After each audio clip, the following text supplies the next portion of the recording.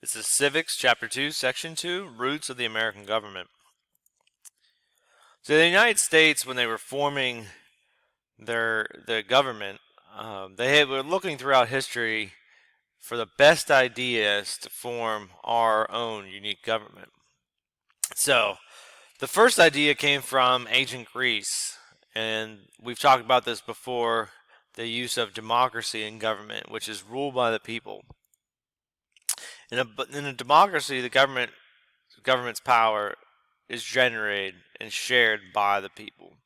It's not by a king or queen. The people make up the government to serve the people.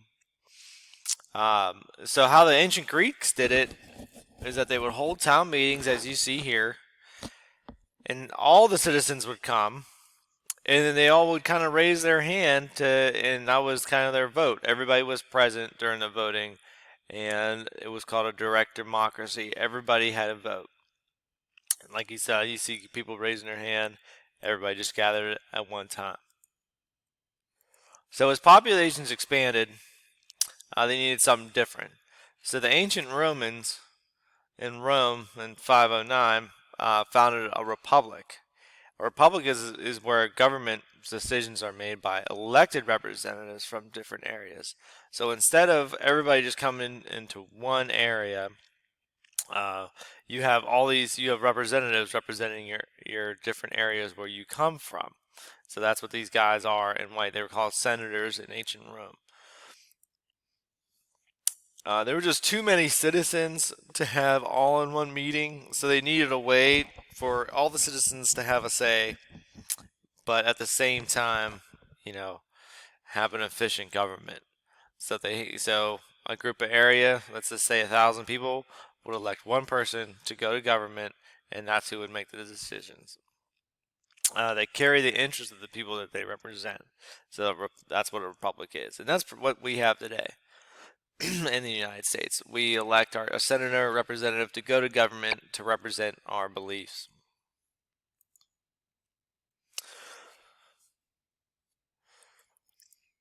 So we took a lot of our notions and our beliefs in government from England, which is our parent country in the 13 colonies. So there's no surprise why a lot of the rest of this comes from England.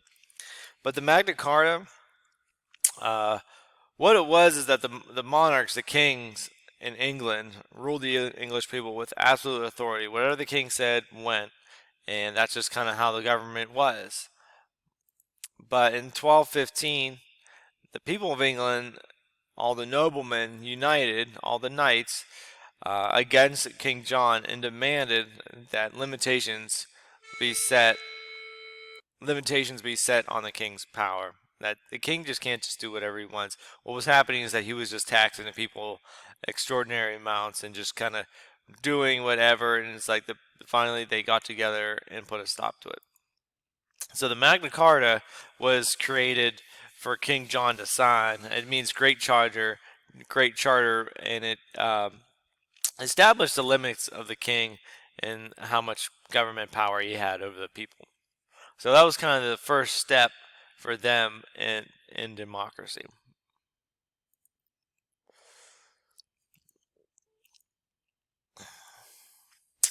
All right, fast forwarding in the in history in England to 1668, the Glorious Revolution happened.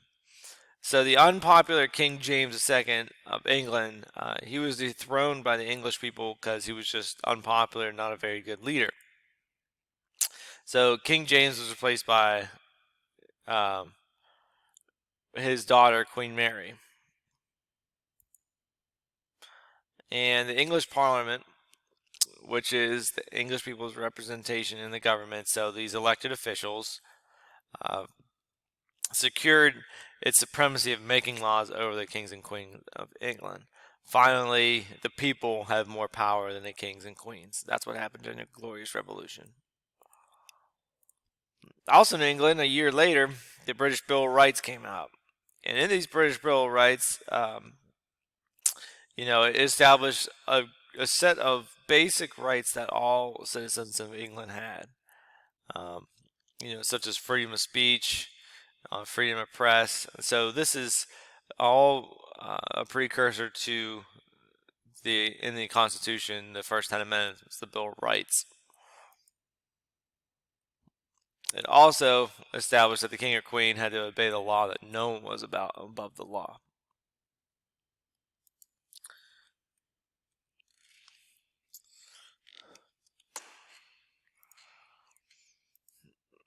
So during the 1600s, 1700s, during this Enlightenment period, people believed that everybody had these natural rights. And these are rights that people are born with and cannot be taken away by any government. So no matter where you're born or where you're at, that everybody deserves certain freedoms. So John Locke, he was in 1690. He's an English philosopher and writer, and he published the Two Treatises of Government. And in this book, he describes that people have rights that they're born with, and they are life, liberty, and the pursuit of property. And Locke believed that the government are established to serve the people, not the people in government. People are to serve the people in government, like how it was before in England, that people would serve the king. He's like, no, the ruling people in government are serving the interest of the people. The king would usually just serve the interest of himself, because he's not elected or anything like that. So he's just king. Whatever he says goes. And so this just went against everything that John Locke was talking about. So he believed life, liberty, and the pursuit of property. So this pursuit, I know everybody thinks that it's supposed to be, isn't it life, liberty, and the pursuit of happiness? Well, the pursuit of happiness actually is what's written in the U.S. Constitution and Declaration of Independence. Thomas Jefferson kind of changed that. But what he means by pursuit of property is that you have the pursuit to buy what you want. No one can tell you what you can own or anything like that. Back it used to not always be that way. You have to be certain class and everything like to buy goods, and so that's where that kind of came from. So that was important to people, that they would be able to own things. So he also believed, but if the government violates these natural rights, that citizens have the right to start a revolution, that they should fight back if these rights are ever trampled on by the government.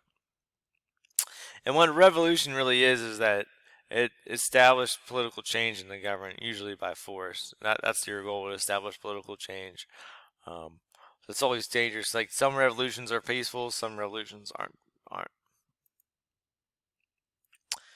So Baron de Montesquieu, he was a French philosopher, and in 1748 he wrote Spirits of Law. And he believed that the power of government should be limited. There shouldn't be an all-powerful government over the citizens.